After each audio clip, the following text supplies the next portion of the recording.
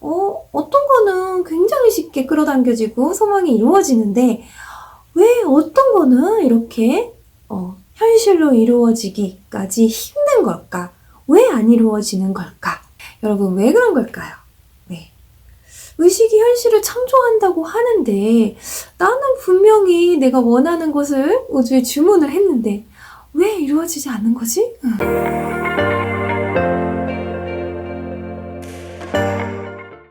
안녕하세요. 마인드 트레이너 강현순입니다. 반갑습니다. 네, 여러분 끌어당김의 법칙. 네, 시크릿 끌어당김의 법칙에 대해서 관심 있으신 분들 한 번쯤 이런 생각 해보셨을 거예요. 어떤 거는 굉장히 쉽게 끌어당겨지고 소망이 이루어지는데 왜 어떤 거는 이렇게 현실로 이루어지기까지 힘든 걸까? 왜 안 이루어지는 걸까? 저는 이 조비 테일의 책 미라클을 읽으면서 많은 그러한 부분에 대해서 의문점들이 해소됐고 어떻게 해야 더 내가 원하는 삶을 향해서 한 발짝 나아갈 수 있는지를 알게 됐어요.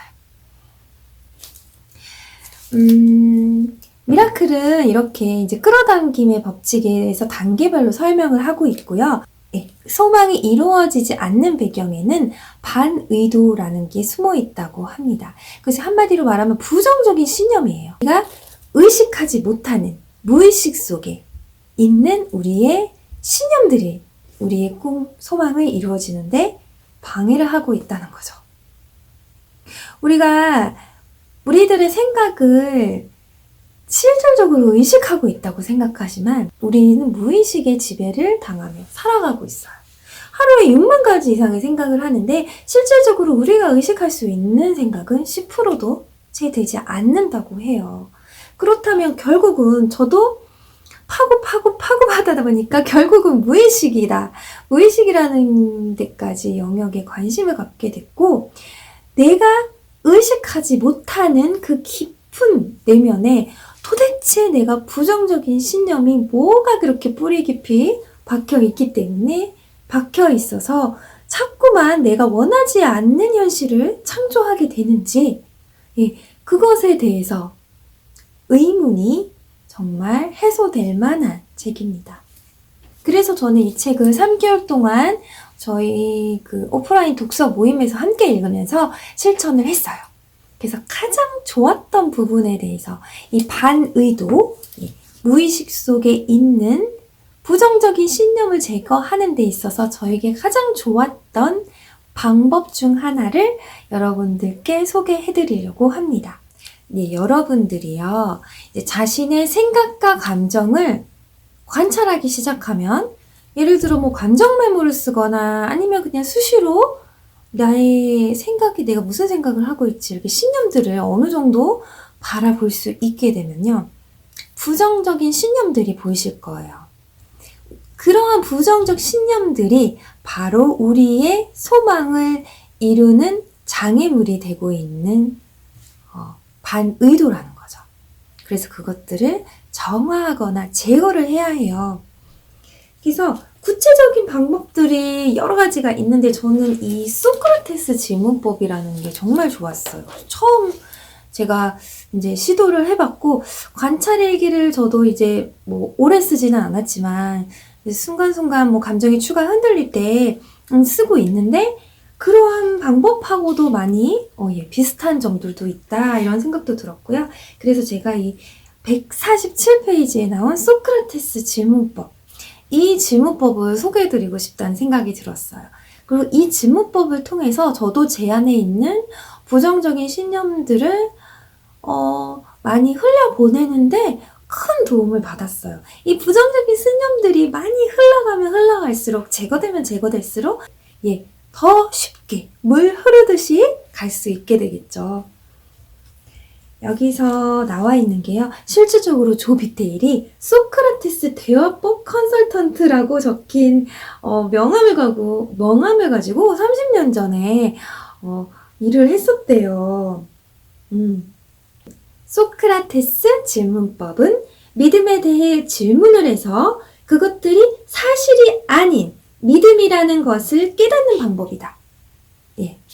이해가 가세요? 그러니까 우리가 사실이라고 이걸 굳게 믿고 있기 때문에 우리의 소망이 이루어지지 않는데 이게 사실이 아니라 단지 나의 믿음일 뿐이라는 걸 깨달으면 이 믿음을 버릴 수 있다는 거예요.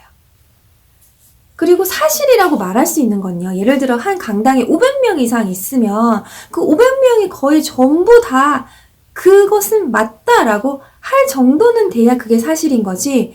예를 들어 뭐 100명, 200명, 300명 정도는 아니다. 이렇게 얘기하는 거는 그냥 가치관의 차이, 믿음일 뿐이지 사실이라고 말할 수는 없다는 거예요.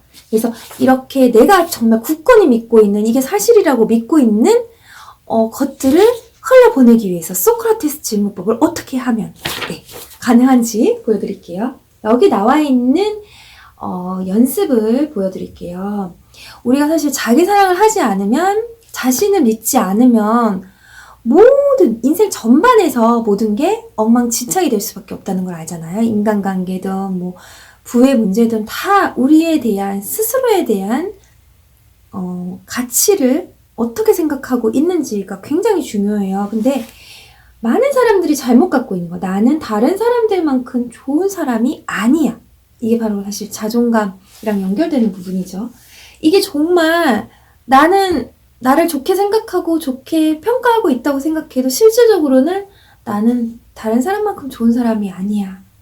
이렇게 생각하고 있으면 속에서는 그렇게 생각하고 있고 남들한테는 그렇게 이야기 안 해도 속으로는 이런 생각을 하고 있으면 이 믿음이 우리가 원하는 삶으로 가는데 굉장한 장애물이 되는 거예요. 다른 사람만큼 좋은 사람이 아니라는 것은 사실인가요? 믿음인가요? 이거는 믿음이죠. 왜냐하면 사실은 온 세상의 사람들이 100% 너는 다른 사람만큼 좋은 사람이 아니야 라고 말해야 돼요. 하지만 그 사람에게 너는 좋은 사람이야 이렇게 말해주는 사람이 분명히 있잖아요. 그러면 그거는 믿음이라는 거죠. 세상에는 나보다 좋은 사람도 있고 못한 사람도 있는 것만은 확실해요. 우리 모두는 그래요. 우리 모두는 평등해요. 그래서 이것이 믿음이라는 거죠. 우리가 버려낼 수 있는 믿음인 거죠. 사실이 아니라. 우리가 이 믿음을 버리기로 결심하고 제거하기로 결심하면 버릴 수 있고 이것을 제거하면 우리가 원하는 소망에 다가갈 수 있다는 거죠. 우리는 모두 생명의 존재다. 우리는 모두 사랑으로 태어났다. 우리는 모두 사랑스럽고 사랑받을 만하다. 하지만 믿음은 자신에 대해 매우 비판적이다. 자, 그러면 이걸 어떻게 소크라테스 질문법으로 제거해 나갈 수 있는지 질문을 시작합니다. 나는 그것을 믿는가? 당신은 나는 다른 사람만큼 좋은 사람이 아니다는 것을 믿는가? 이렇게 당신의 믿음에 대해서 노골적으로 질문을 하는 겁니다. 놀랍게도 당신은 아니다. 나는 나의 믿음을 진실이라고 믿지는 않는다. 라고 대답할지 모른다. 아니면 당신은 실제 이렇게 말할 수도 있다. 이제 그것에 대해서 생각해 보니까 나는 그 믿음을 믿지 않아. 그렇다면 그 믿음은 사라진 것이다. 그러나 그게 물러가지 않고 그대로 있다고 치자. 당신이 나는 그렇게 좋은 사람이 아니야. 난 다른 사람들만큼 좋은 사람이 아니야. 난 좋은 이성 친구를 만날 수 없어. 나는 내가 원하는 몸매를 만들지 못해. 나는 내가 원하는 만큼 돈을 벌지 못해. 난 내가 원하는 성공을 이룰 수 없어. 등의 믿음으로 시작했다 치자. 그중 어떤 믿음이건 골라서 당신이 그것을 믿는지 자신에게 물어보라. 당신이 그렇게 물어봤는데 아니다 라고 말하면 그 믿음은 사라진 것이다. 당신이 그렇다! 난 그걸 믿는다 라고 말하면 다음 질문은 나는 그것을 왜 믿는가? 이렇게 물어봐야 된대요. 마치 탐정놀이를 하는 것처럼 계속적으로 나한테 질문을 하는 거죠. 당신은 법률가가 되는 거래요. 그래서 위대한 질문자인 소크라테스처럼 되어 자신의 믿음에 대해서 질문하는 것이다. 당신은 이 방법을 마음에 떠오른 어떤 믿음에도 사용할 수 있다. 나는 다른 사람만큼 좋은 사람이 아니야. 나는 사랑스럽지 않아. 나는 호감을 받지 못해. 라는 믿음에 대해 내가 그것을 믿는가? 라고 질문했는데 당신이 그래, 나 다른 사람만큼 좋은 사람이 아니야. 라고 대답한다면 다시 또 물어야 돼요. 왜 내가 다른 사람만큼 좋은 사람이 아니라고 생각하지? 이렇게요. 그때 이런 대답이 나올 수 있어요. 난 이런 말을 평생 들어왔고 내가 좋은 사람이 아니라는 증거가 사방에 있어. 슬프죠? 믿음의 해부가 시작됩니다. 그러면 또 물어야 됩니다. 아니요가 나올 때까지 또 물어야 돼요. 당신은 다시 소크라테스가 돼요. 왜 겨우 그런 증거들만 가지고 자신이 좋은 사람이 아니라고 믿는지 묻는다. 당신은 지금 당신 믿음을 해부하고 있다. 당신 회로를 해제하고 분해하고 해체하는 것이다. 당신은 소크라테스처럼 질문하여 선한 탐정의 역할을 하는 것이다. 혼자 이것을 계속해보라. 당신이 이걸 할 때 소리를 내서뿐 아니라 종이에 써가면서 할 것을 권한다. 사실 그 관찰일기도요, 굉장히 비슷해요. 이런 식으로 계속적으로 나에게 질문하다 보면 내가 갖고 있던 생각이 아무것도 아니었구나. 나는 그냥 그렇게 생각했기 때문에 힘들었구나. 내가 얼마든지 이걸 흘려보낼 수 있는 생각들이었구나. 이것에 대해서 이렇게 내가 고통스러울 필요가 없구나를 알게 되면서 흘려보낼 수 있게 되는 거죠. 나는 괜찮은 사람이 아니다라고 적고 나는 내가 괜찮은 사람이 아니라는 것을 믿나? 라고 적어라. 당신은 그 답으로 아니다 라고 적을 수도 있고 그렇다라고 적을 수도 있다. 그렇다라고 적었다면 다시 질문이 시작돼야겠죠. 나는 왜 내가 괜찮은 사람이 아니라고 믿는가? 라고 적는다. 이 질문에 대해 어떤 대답이 나왔든 간에 다시 그걸 적고 계속 질문을 하라. 나는 방금 그 증거를 믿는가? 대답이 아니다 라고 나오면 해결이 된 거예요. 만약에 그렇다. 나는 그 증거를 믿는다. 라고 답을 쓴 경우에는 다시 또 질문을 해야 되는 거죠. 나는 왜 그 믿음에 대한 증거를 믿는가? 이런 식으로 계속적으로 파고드는 거예요. 아니야, 아니다라는 말이 나올 때까지 당신은 이런 식으로 당신의 믿음을 분석하고 해체하는 과정을 거치는 것이다. 저는 만약에 관찰일기를 써서 이렇게 내가 가진 믿음이 이렇게 순식간에 흘러가는 경험을 해보지 않았다면 이 소크라테스 질문법에 대해서 이렇게 흥미를 갖고 읽지 않았을 거고 무슨 내용인지 잘 들어오지도 않았을 텐데 저는 실질적으로 이렇게 스스로에게 계속적으로 질문하는 방식으로 글로 쓰면서 그런 관찰 일기 방식으로 수많은 믿음들이 하나씩 흘려내려 보내질 수 있다는 것을 경험을 했어요. 이 부정적인 신념들이 결국은 내가 진정으로 원하는 삶에 가고자 하는 삶에 가로막고 있는 것들이었구나. 그렇다면 이걸 어떻게 흘려보낼 수 있을까라는 생각이 들었었는데 관찰일기나 이런 비슷한 이런 소크라테스 질문법이 굉장히 효과가 많았고 여기 책에도 나오지만 굳이 그 신념들을 발견하지 못했어도 호어포노포노의 비밀 같은 반복적인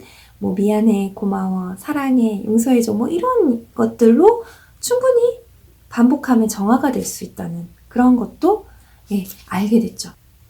그러니까 소크라테스 질문법을 시작할 때는요, 나를 어떻게 비판해서 변화시키려는 생각이 아니라 나를 정말 지극히 조건 없이 사랑해주는 마음, 그 마음에서 시작하는 게 중요하다고 합니다. 내용이 굉장히 많아서 소개는 전부터 계속 해드리고 싶었던 책이에요. 너무 좋은 책이라. 근데 어떤 부분부터 소개해야 될지 몰라서 계속 망설이고 있었는데 일단은 오늘은 제가 이제 미라클을 읽으면서 가장 좋았고 가장 많은 도움을 받았던 부분인 소크라테스 질문법. 생각을 이렇게 자각해서 그 신념들을 발견하고 그 믿음들을 어떻게 흘려보낼 것인지 굉장히 효과적으로 적용해 볼 수 있는 방법에 대해서 이야기를 나눠봤습니다. 또 다음 시간에 또 좋은 이야기들로 찾아올게요. 끝까지 시청해주셔서 감사합니다. 빠이.